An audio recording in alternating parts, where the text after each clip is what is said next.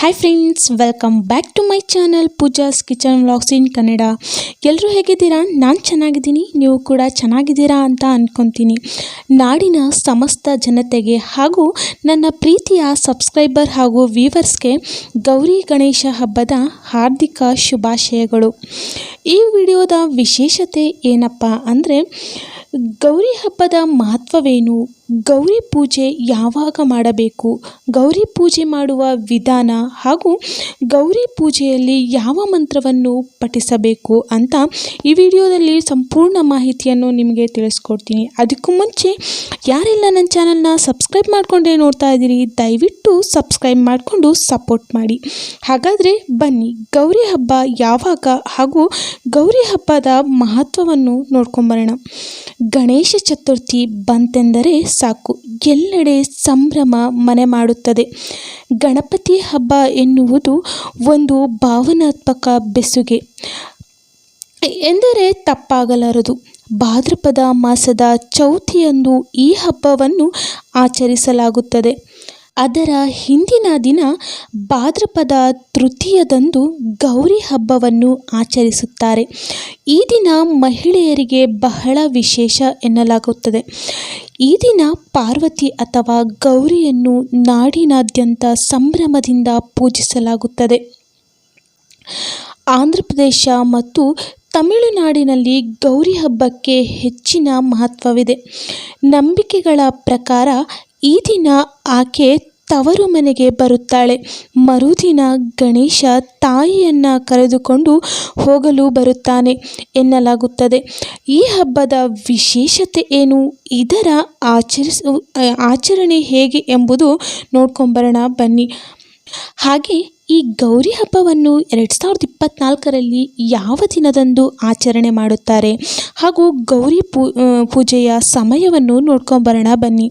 2024ರಲ್ಲಿ ಗೌರಿ ಹಬ್ಬವನ್ನು ಶುಕ್ರವಾರ ಅಂದರೆ ಸೆಪ್ಟೆಂಬರ್ 6ರಂದು ಆಚರಿಸಲಾಗುತ್ತದೆ. ಗೌರಿ ಹಬ್ಬದ ಪೂಜೆಯ ಸಮಯ ಅಥವಾ ಮುಹೂರ್ತವನ್ನು ನೋಡೋದಾದರೆ ಆಚರಣೆಯಲ್ಲಿ ಬಹಳ ಮುಖ್ಯವಾಗಿದೆ. ಗೌರಿ ಪೂಜೆಯ ನಿಖರವಾದ ಸಮಯವು ಬೆಳಗ್ಗೆ ಅಂದರೆ ಬೆಳಗಿನ ಜಾವ 5:24ರಿಂದ 7:52 ಇರುತ್ತದೆ. ಗೌರಿ ಹಬ್ಬವು ಸದ್ಗುಣ, ಭಕ್ತಿ ಮತ್ತು ಶಕ್ತಿಯ ಸಂಕೇತವೆಂದು ಪರಿಗಣಿಸಲ್ಪಟ್ಟಿರುವ ಪಾರ್ವತಿ ದೇವಿಗೆ ಸಮರ್ಪಿತವಾದ ಹಬ್ಬವಾಗಿದೆ. ಈ ಹಬ್ಬವು ತನ್ನ ಭಕ್ತರಿಗೆ ಸಮೃದ್ಧಿ ಮತ್ತು ಯೋಗಕ್ಷೇಮ ಪಡೆಯಲು ಸಾಧ್ಯವಾಗುತ್ತದೆ. ವಿವಾಹಿತ ಮಹಿಳೆಯರು ಸಂತೋಷ ಮತ್ತು ಸಮೃದ್ಧ ವೈವಾಹಿಕ ಜೀವನಕ್ಕೆ ಆಶೀರ್ವಾದವನ್ನು ಪಡೆಯಲು ಈ ಪೂಜೆಯನ್ನು ಮಾಡುತ್ತಾರೆ. ಮರುದಿನ ಗಣೇಶ ಚತುರ್ಥಿಯನ್ನು ಅತ್ಯಂತ ವೈಭವ ಮತ್ತು ಸಂತೋಷದಿಂದ ಆಚರಿಸುತ್ತಾರೆ.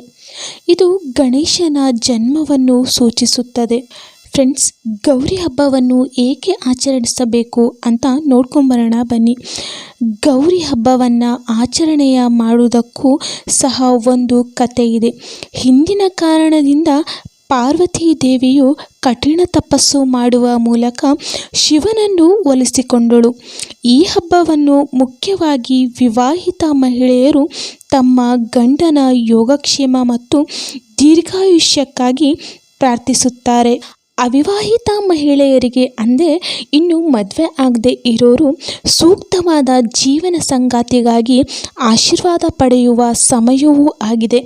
ಅತ್ಯಂತ ಶ್ರದ್ಧಾ ಭಕ್ತಿಯಿಂದ ಆಚರಣೆಗಳನ್ನು ಮಾಡುವುದರಿಂದ ತಮ್ಮ ಮನೆಗಳಿಗೆ ಸಮೃದ್ಧಿ, ಸಂತೋಷ ಹಾಗೂ ಶಾಂತಿಯನ್ನು ತರುತ್ತದೆ ಎಂಬ ನಂಬಿಕೆ ಕೂಡ ಇದೆ.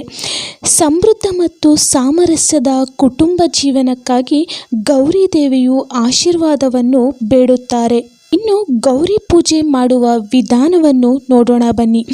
ಗೌರಿ ಪೂಜೆಯ ತಯಾರಿ ಸಾಕಷ್ಟು ಮುಂಚಿತವಾಗಿ ಪ್ರಾರಂಭವಾಗುತ್ತದೆ. ಈಗಾಗಲೇ ಮನೆಗಳನ್ನು ಸ್ವಚ್ಛಗೊಳಿಸಿ ಹೂಗಳು, ರಂಗೋಲಿ ಮತ್ತು ದೀಪಗಳಿಂದ ಅಲಂಕರಿಸಲಾಗುತ್ತದೆ. ಅರಿಶಿಣ, ಕುಂಕುಮ, ಹೂವುಗಳು, ಹಣ್ಣುಗಳು ಮತ್ತು ಸಿಹಿ ತಿಂಡಿಗಳು ಸೇರಿದಂತೆ ಪೂಜೆಗೆ ಅಗತ್ಯವಿರುವ ಎಲ್ಲ ವಸ್ತುಗಳನ್ನು ಮೊದಲೇ ಸಿದ್ಧ ಮಾಡಿಕೊಳ್ಳಲಾಗುತ್ತದೆ. ಹಾಗಾದರೆ ನಿಮ್ಮ ಮನೆಗಳಲ್ಲೂ ಈಗಾಗಲೇ ಎಲ್ಲನೂ ಸಿದ್ಧ ಮಾಡ್ಕೊಂಡಿದ್ದೀರಾ ಅಂತ ಅಂದ್ಕೊತೀನಿ. ಗೌರಿ ಹಬ್ಬದ ದಿನದಂದು ಗೌರಿ ದೇವಿಯ ವಿಗ್ರಹ ಅಥವಾ ಫೋಟೋವನ್ನು ಅಲಂಕರಿಸಲಾಗುತ್ತದೆ. ಮುಖ್ಯವಾಗಿ ವಿಗ್ರಹವನ್ನು ಹೊಸ ಬಟ್ಟೆ, ಆಭರಣ ಮತ್ತು ಹೂಗಳಿಂದ ಅಲಂಕರಿಸಬೇಕು. ನಂತರ ಕಳಶ ಸ್ಥಾಪನೆ ಮಾಡಬೇಕು. ಅದರಲ್ಲಿ ನೀರು, ಅರಿಶಿಣ ಮತ್ತು ತೆಂಗಿನಕಾಯಿಯನ್ನು ಹಾಕಿ ಕಳಸವನ್ನು ಸಿದ್ಧ ಮಾಡಬೇಕು. ಈ ಪೂಜೆಯು ಗೌರಿ ದೇವಿಗೆ ಸಮರ್ಪಿತವಾದ ಮಂತ್ರಗಳು ಮತ್ತು ಸ್ತೋತ್ರಗಳ ಪಠಣೆಯೊಂದಿಗೆ ಪ್ರಾರಂಭವಾಗುತ್ತದೆ. ಮಹಿಳೆಯರು ಹೂವು, ಹಣ್ಣುಗಳು ಮತ್ತು ಸಿಹಿ ತಿಂಡಿಗಳನ್ನು ದೇವರಿಗೆ ಅರ್ಪಿಸುತ್ತಾರೆ. ಹಾಗೆಯೇ ವಿಗ್ರಹಕ್ಕೆ ಅರಿಶಿಣ ಮತ್ತು ಕುಂಕುಮವನ್ನು ಹಚ್ಚಬೇಕು. ನಂತರ ನೈವೇದ್ಯಗಳನ್ನು ಮಾಡಿ ಆರತಿ ಮಾಡಿ ಮಹಿಳೆಯರಿಗೆ ಬಾಗಿಣವನ್ನು ಕೊಡಬೇಕು. ಗೌರಿ ಪೂಜೆಗೆ ಸಮರ್ಪಿತವಾದ ಮಂತ್ರ ಮತ್ತು ಸ್ತೋತ್ರವನ್ನು ನಾನು ಈಗಾಗಲೇ ಡಿಸ್ಕ್ರಿಪ್ಷನ್ ಬಾಕ್ಸ್ನಲ್ಲಿ ಹಾಕಿರ್ತೀನಿ. ದಯವಿಟ್ಟು ಅದನ್ನ ನೋಡಿ ದೇವ್ರ ಪೂಜೆಯನ್ನು ಮಾಡಿ ಫ್ರೆಂಡ್ಸ್. ಸರ್ವಮಂಗಳ ಮಾಂಗಲ್ಯೆ ಶಿವೆ ಸರ್ವಾರ್ಥ ಸಾಧಿಕೆ ಶರಣ್ಯೆ ತ್ರಯಂಬಕೆ ಗೌರಿ ನಾರಾಯಣೆ ನಮೋಸ್ತುತೆ. ಈ ಮಂತ್ರವನ್ನು ಗೌರಿ ಹಬ್ಬದ ದಿನದಂದು 108 ಬಾರಿ ಪಠಿಸಬೇಕು. ಇದರಿಂದ ಗೌರಿ ದೇವಿಯು ಸಂತೃಪ್ತಗೊಳ್ಳುತ್ತಾಳೆ ಮತ್ತು ಪೂಜೆಯ ಫಲವನ್ನು ನೀವು ಪಡೆದುಕೊಳ್ಳುವಿರಿ. ನೋಡಿದ್ರಲ್ಲ ಫ್ರೆಂಡ್ಸ್, ಗೌರಿ ಹಬ್ಬದ ಮಹತ್ವ ಮತ್ತು ಪೂಜಾ ವಿಧಾನ ನೋಡಿದ್ರಲ್ಲ ಫ್ರೆಂಡ್ಸ್. ಗೌರಿ ಪೂಜೆ ಹೇಗೆ ಮಾಡೋದು, ಹಾಗೆಯೇ ಗೌರಿ ಪೂಜೆಯ ಮಹತ್ವ ಮತ್ತು ಪೂಜಾ ಸಮಯವನ್ನು ತಿಳಿಸ್ಕೊಟ್ಟಿದ್ದೀನಿ. ನಾಳೆ ಮತ್ತೊಂದು ಹೊಸ ವಿಡಿಯೋ ಜೊತೆ ನಿಮ್ಮ ಮುಂದೆ ಬರ್ತೀನಿ. ಅದಕ್ಕೂ ಮುಂಚೆ ಯಾರೆಲ್ಲ ನನ್ನ ಚಾನಲ್ನ ಸಬ್ಸ್ಕ್ರೈಬ್ ಮಾಡ್ಕೊಂಡಿಲ್ಲ, ದಯವಿಟ್ಟು ಸಬ್ಸ್ಕ್ರೈಬ್ ಮಾಡಿಕೊಂಡು ಸಪೋರ್ಟ್ ಮಾಡಿ. ನಾಳೆ ಮತ್ತೊಂದು ಹೊಸ ವಿಡಿಯೋ ಜೊತೆ ನಿಮ್ಮ ಮುಂದೆ ಬರ್ತೀನಿ. Thanks for watching.